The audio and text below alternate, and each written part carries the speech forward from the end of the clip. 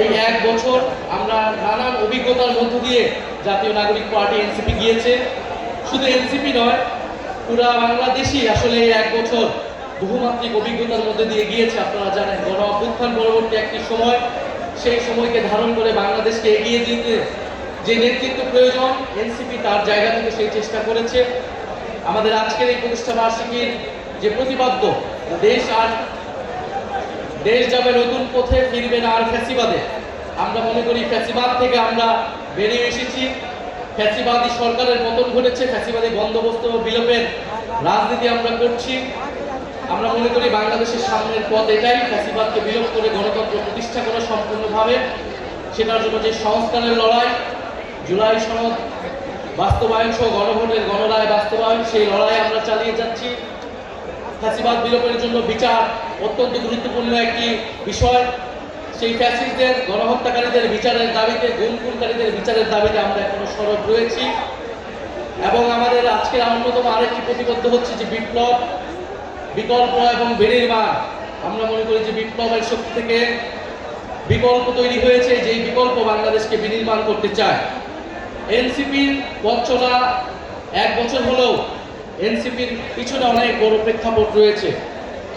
আমরা আজকে স্মরণ করছি 2013 সালের হেফাজত ইসলামের যে আন্দোলন, আলেম ওলামাদের উপরে যে নির্যাতন, নিপীড়ন, গণহত্যা হয়েছিল।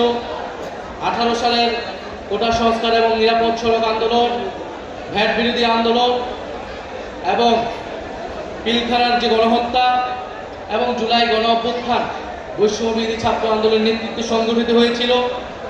এই প্রেক্ষাপটের ভিত্তিতেই জাতীয় নাগরিক পার্টি এনসিপি গঠিত হয়েছিল।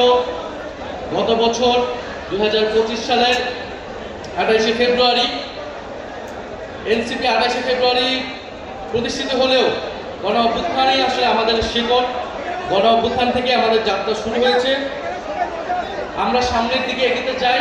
সামনে স্থানীয় সরকার নির্বাচন, আমরা স্থানীয় সরকার নির্বাচন দ্রুত হবে সে প্রত্যাশা রাখবো। সারা দেশে এনসিপির প্রতি আহ্বান থাকবে যে আপনারা স্থানীয় সরকার নির্বাচনের প্রস্তুতি নেন। তৃণমূল সংগঠনকে আমরা শক্তিশালী গড়ে তুলতে চাই।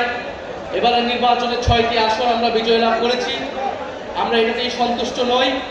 আমরা সামনের দিনগুলোতে আমাদের এই অর্জনকে আমরা বৃদ্ধি করব। আগামী সংসদ দ্রুত সময়ের মধ্যে সংস্কার পরিষদ হবে এবং অন্তর্বর্তী সরকারের যত আইন তারা পাশ করেছে, যত অধ্যাদেশ রয়েছে, সেটাকে ইন্ডিমনিটি দেওয়া হবে, সে সংসদ সেটাকে অনুমোদন করবে, সেই প্রত্যাশা আমরা রাখছি।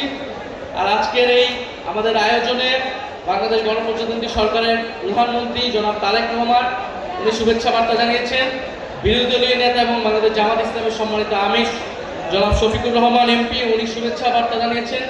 ওনাদের প্রতিও আমরা ধন্যবাদ এবং কৃতজ্ঞতা জানাচ্ছি। সর্বোপরি যারা অক্লান্ত পরিশ্রম করেছেন গত এক বছর ধরে জাতীয় নাগরিক পার্টি এনসিপির তৃণমূল সহ কেন্দ্রের বিভিন্ন পর্যায়ে নেতাকর্মী, এই নির্বাচনে যারা সহায়তা করেছেন আমাদেরকে, বাংলাদেশের সাধারণ মানুষ যারা আমাদেরকে ভোট দিয়েছেন, তাদের প্রতি কৃতজ্ঞতা জানাচ্ছি। আপনারা দোয়া করবেন যাতে সামনের দিনগুলোতে আমরা ঐক্যবদ্ধভাবে বাংলাদেশকে এগিয়ে নিতে পারি, একটি বৈষম্যহীন গণতান্ত্রিক বাংলাদেশ প্রতিষ্ঠা